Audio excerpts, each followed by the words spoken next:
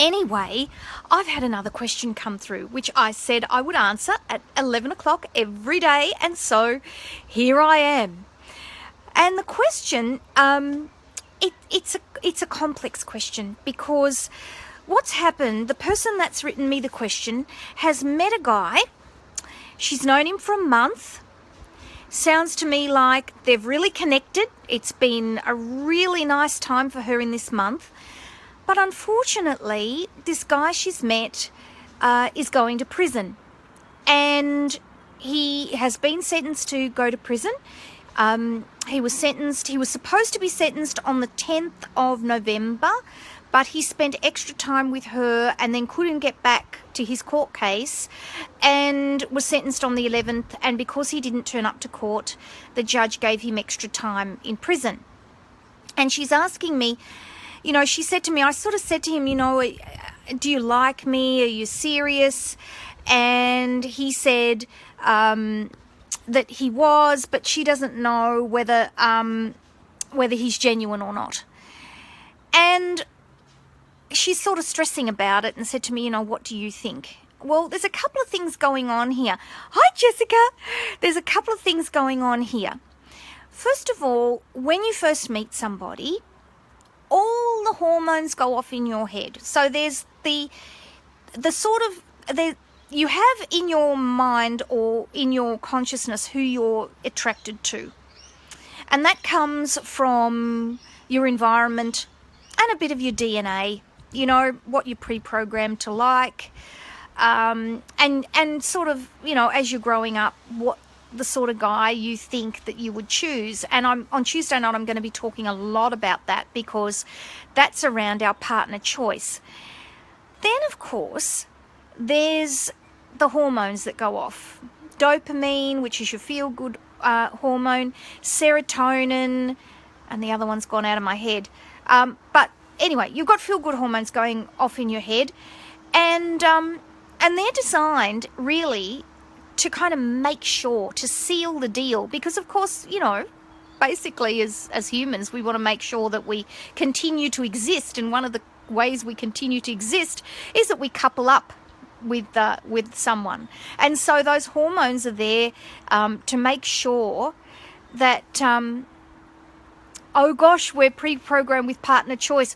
Oh yes, we are, Jessica, very much so. And I'm going to be talking about that on Tuesday night. So it's, there used to be this school of thought that, hi Diane, there used to be this school of thought that everything was biological. You are what you are when you open your eyes. And my mum used to say that to me a lot, because when she was sort of reading the Woman's Weekly and all those things, that's what they said. And I think she had a counsellor say it to her once. And that's true. We are biologically pre-programmed to be who we are. But there's also our environment, and our environment impacts us enormously. And then there's that biological drive to be with someone that's deep down inside that we have. We want to couple up, and so if we meet someone that kind of ticks a few boxes, the hormones go off in your head as if say, oh well, it's that real feeling of fireworks. I remember when I first met my partner, I explained it as fireworks. Hi Diane, fireworks going off in my head. That's what it felt like. It felt fabulous. So so yes, we are. And the reason I'm telling you this is because the current thinking is that it's both environmental and biological. Anything we do, it's a combination of both. And you can, the current thinking is neuroplasticity, so that you can actually reprogram yourself based on your experiences to think differently. But just as we have blonde hair and dark hair, or green eyes or blue eyes, I'm quite convinced personality kind of sits in that as well and is highly inherited, as well, of course, environmentally impacted. So getting back to the question, she's met this guy, she's in that first month. So she's in there's a lady who's written a book, Dorothy Tenov, and the book is called Love and Limerence. And you can look up limerence online. And in fact, I've written a blog post about is it love or limerence that you can read on my blog. And we go into this space of limerence. So the hormones go off in our head. We want to couple up. Even our deep psychological concerns, if we've got deep psychological concerns about being on our own, those will fire up. And basically, that first month is just, we think our partner's perfect for us. So for this girl, she's got this 1 month of bliss that she's had.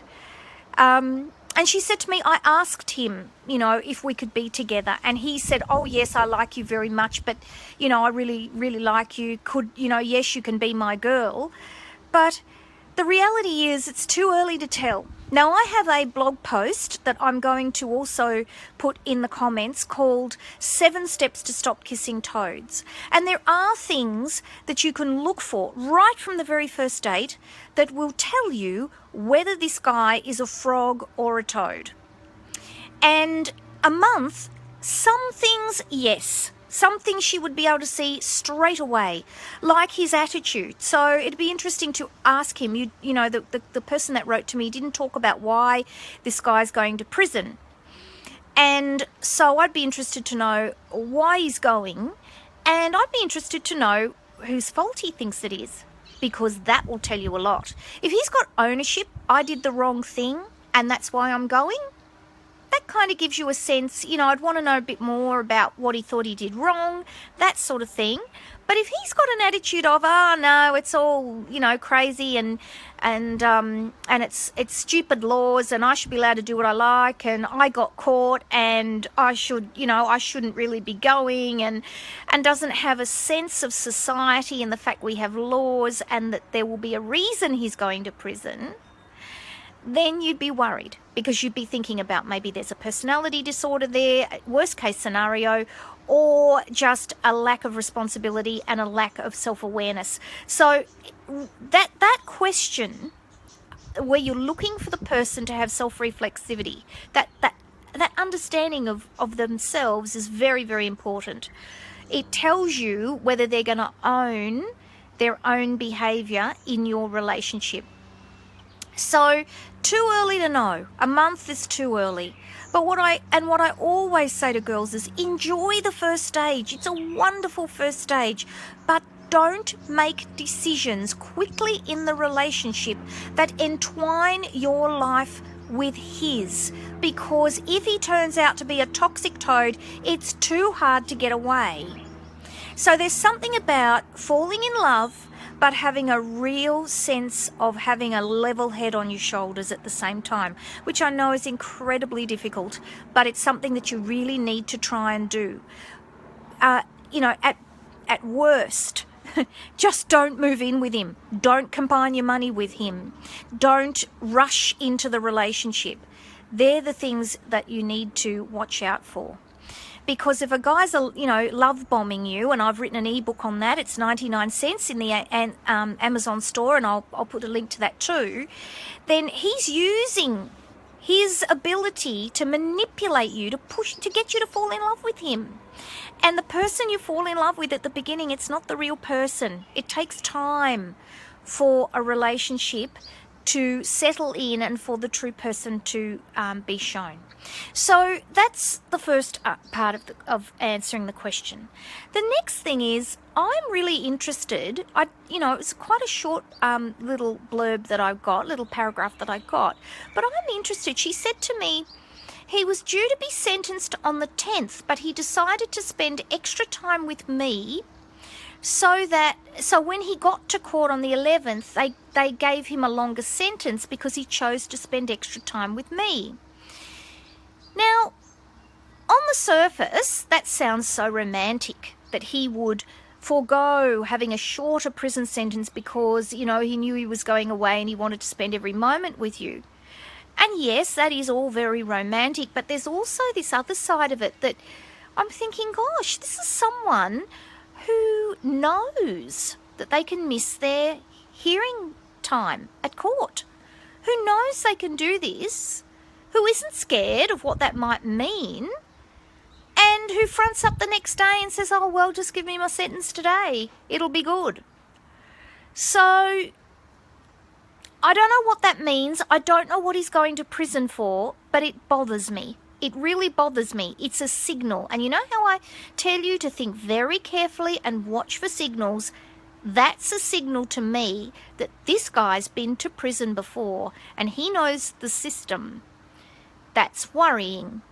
Because if this is a person that you're thinking that you would want to be involved with in an ongoing basis, if he has a criminal record and this is his way of being in the world, then you can bet your bottom dollar this is not going to be the first time or the last time that he's going to go to prison.